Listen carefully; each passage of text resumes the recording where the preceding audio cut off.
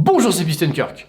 En théorie, la durée de vie moyenne des amortisseurs est de 5 à 7 ans ou de 80 000 km. Mais comme c'est une moyenne, ça peut aller de 60 000 km si vous êtes un bourrin qui est marsouillé sur des routes défoncées avec une voiture en surcharge, à 150 000 km si vous faites surtout de l'autoroute. Cela dit, même avec des suspensions ayant dépassé les 150 000 km, votre voiture ne sera pas recalée au contrôle technique tant que l'usure des suspensions est uniforme. Par exemple, ma Peugeot 307 de 385 000 km passait sans problème le contrôle technique alors qu'elle avait toujours ses suspensions d'origine. Bon, en termes de tenue de route et surtout de distance de freinage, je ne vous recommande pas de faire pareil. Par contre, bien que ma Boxster ait seulement 80 000 km et une usure des amortisseurs homogène, le contrôle technique suisse me l'a quand même recalé. Parce qu'en soulevant la voiture afin de pouvoir relever le soufflet des amortisseurs, le contrôleur a constaté une fuite sur la tige métallique au niveau du joint de l'amortisseur. Malheureusement, dans ce cas, on n'a pas le choix. Il va falloir remplacer les amortisseurs par paire, c'est-à-dire droite et gauche, pour que le comportement de la voiture reste homogène. Dans cette vidéo, nous allons donc voir comment remplacer les amortisseurs arrière. Mais avant tout, je me dois de vous faire une recommandation. Si votre budget vous le permet, profitez-en aussi pour remplacer les silent blocks et les rotules, car ça fait une sacrée différence. Si j'ai pu me rendre compte, c'est parce qu'on a remplacé les amortisseurs de ma Boxster et de celle de mon fils en même temps. Sauf que sur la sienne, comme elle a 293 000 km, on a aussi été obligé de remplacer les silent blocks et les biellettes de barres stabilisatrices avec leurs rotules. Et cette simple différence a rendu le comportement de sa voiture bien meilleur et surtout bien plus confortable que ma Boxster, qui a pourtant 200 000 km de moins. Franchement, si j'avais su que ça faisait une telle différence, je les aurais aussi remplacés. Cela dit, dans le cas de la Boxster de mon fils, vu l'état des pièces au bout de 293 000 km, c'est pas comme si on avait eu le choix. On a même dû remplacer un bras de suspension. Gardez donc à l'esprit que vous aurez peut-être bien plus de pièces à remplacer que les deux amortisseurs et leur coupelle. Par exemple, au-dessus de 200 000 km, ce n'est pas un mal de remplacer aussi les ressorts. Il faut aussi savoir qu'après le remplacement des suspensions, il va falloir ajouter 75 à 120 € pour refaire le parallélisme, aussi appelé géométrie. Car malgré toutes les précautions que l'on peut prendre, dès qu'on touche au train roulant, on joue sur les réglages. Il est donc préférable, voire indispensable, de faire une géométrie. Pour finir, avant d'attaquer le démontage, je préfère vous prévenir. Ça peut très bien se passer comme dans le cas de ma Boxster et être bouclé en une demi-journée, ou ça peut tourner au cauchemar comme pour celle de mon fils. Dans les deux cas, ce sont des professionnels qui ont fait l'opération. Mais dans le cas de la Boxster de mon fils, ils y ont passé 3 fois plus de temps à cause des pièces bloquées et grippées. Autant vous dire que quand le gérant m'a rendu les clés de la Boxster de mon fils, il m'a fait promettre de ne plus jamais lui ramener cette Boxster. Donc, si des pros expérimentés et bien équipés galèrent, demandez-vous si vous réussirez à vous en sortir si ça ne se passe pas comme prévu. Parfois, il vaut mieux faire appel à des professionnels plutôt que de se retrouver coincé avec une Boxster à moitié démontée sur cric qui va encombrer votre garage pendant des semaines. Comme j'étais conscient de ce risque, j'ai préféré confier l'opération au spécialiste indépendant Porsche JM Meca à Orléans pour qu'il nous offre son expérience de professionnel pour ce tutoriel. Allez, on y va. Étape 1, dévisser les écrous de l'amortisseur en haut. On va commencer par ouvrir à moitié la capote. Puis, on déclipse la baguette en plastique des deux côtés. Ensuite, il faut déboîter la rotule du bas des deux câbles de tension latéraux. Enfin, on peut soulever la partie arrière de la capote. Sur les phases 1, la capote se maintient toute seule. Sur les phases 2 comme la mienne, il faut utiliser la lanière de tension qui est tenue par du velcro à la base de la capote, puis l'accrocher sur l'encoche qui est sur la partie avant de la capote. Il faut dévisser les vis en plastique qui maintiennent l'isolant qui sert de gouttière. Puis, soulever délicatement l'isolant pour accéder à 2 des 3 écrous de l'amortisseur. Pour accéder au 3e écrou, il faut retirer ce capuchon en plastique noir. Maintenant, on peut accéder aux 2 écrous sous la capote. On va les dévisser avec une clé de 13. Pour le 3e, qui est caché dans un trou, la difficulté est de ne pas le perdre quand on le dévisse. Il faudra donc le récupérer avec un aimant. Étape 2, retirer l'amortisseur par le bas. Maintenant, vous pouvez soulever la voiture pour retirer les 2 roues arrière. Pour nous faciliter les choses, on va aussi démonter la plaque en plastique qui est à l'avant du moteur. Il faut faire attention parce qu'elle est à la fois vissée et clipsée en plusieurs endroits. Une fois enlevée, on va retirer les 2 barres latérales en dévissant les 5 écrous qui les maintiennent. Si votre voiture a des phares litroniques comme la mienne, il va aussi falloir dévisser la base de la tige du capteur qui sert au correcteur d'assiette des phares en utilisant 2 clés de 10. Attention, cette tige n'est que d'un seul côté. On va pulvériser un peu de dégrippant sur toutes les pièces que l'on s'apprête à démonter. Avec une douille de 18, il faut dévisser l'écrou de la rotule de la barre de réglage arrière du train. Mais ne retirez pas l'écrou complètement, laissez-le au sommet de la tige filetée pour que l'arrache-rotule qu'on va utiliser puisse prendre appui dessus, ce qui évitera d'abîmer la tige filetée. Dès qu'on entend que la rotule a sauté, on peut enlever l'outil et tirer vers le bas pour faire sortir la rotule de la barre. Mais attention, c'est une opération délicate. Il est facile de percer le caoutchouc de la rotule et parfois il est déjà mort avant même qu'on le démonte. Dans l'idéal, il vaut mieux en profiter pour remplacer la rotule. Dans le cas de la Boxster de mon fils, ils ont remplacé la barre complète. Pour dévisser la barre stabilisatrice, on utilise une clé de 17 côté barre stabilisatrice et 18 côté écrou.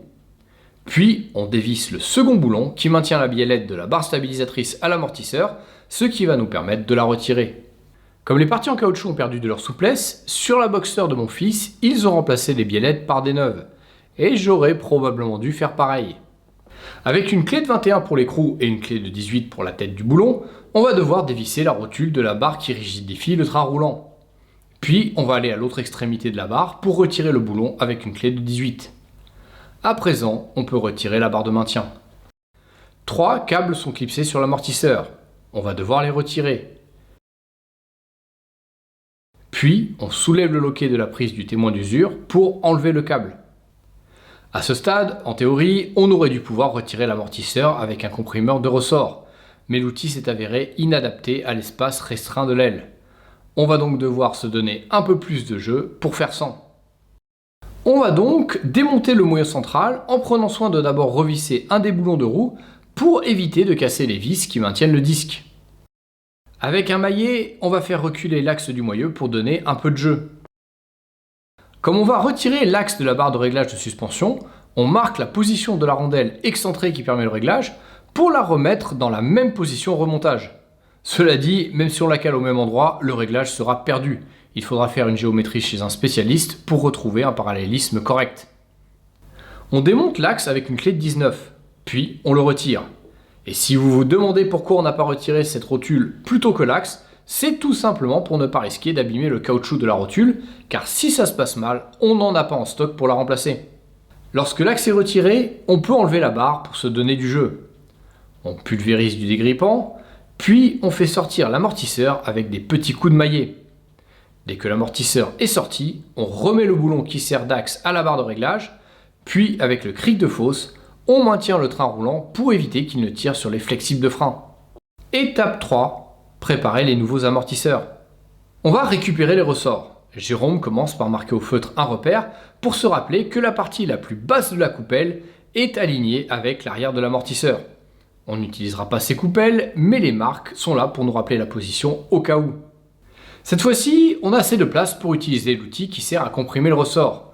Quand il est bien comprimé, on peut dévisser la coupelle du haut, soit à la main avec 2 outils, soit avec la péteuse.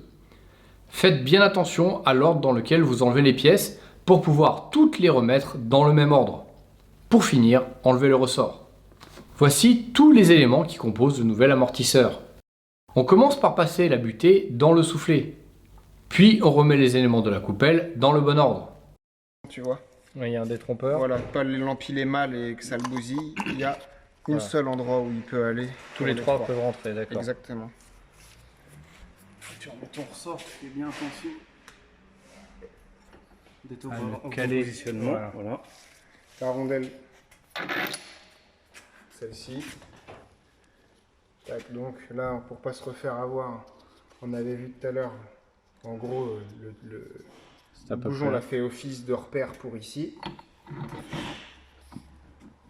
Tac, tu te mets exactement comme il faut pour. Hop, la dernière rondelle. Pour serrer la coupelle, on va mettre un premier outil pour maintenir l'axe et utiliser ensuite une clé pour serrer. On avait dévissé la péteuse pour ne pas avoir à faire ça avec 2 outils. Mais on ne peut pas utiliser la même méthode pour visser car ça abîmerait le joint.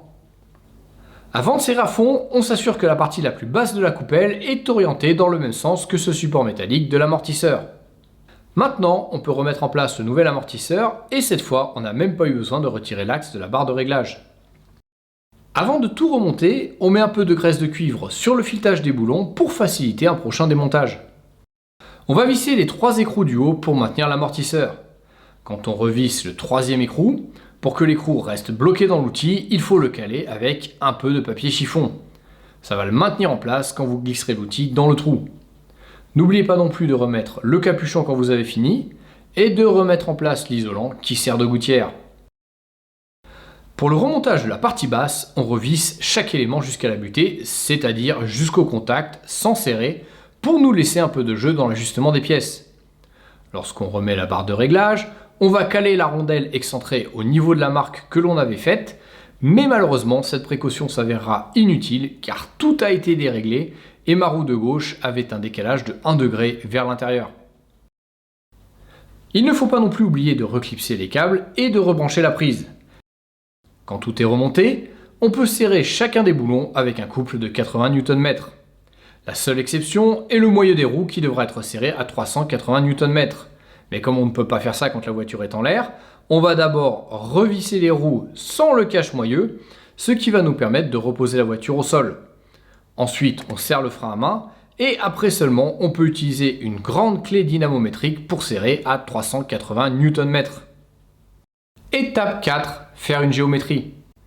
Comme on a touché au train roulant, celui-ci est déréglé. Alors, dès qu'on a tout remonté, on a confié la voiture à un spécialiste pour qu'il refasse le parallélisme. D'après eux, la Boxster 986 ne semble pas être un modèle facile à régler.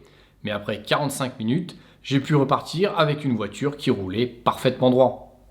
Voilà, c'est terminé. Bon, l'opération aurait pu être plus facile et plus rapide si on avait eu un outil de compression de ressort plus adapté.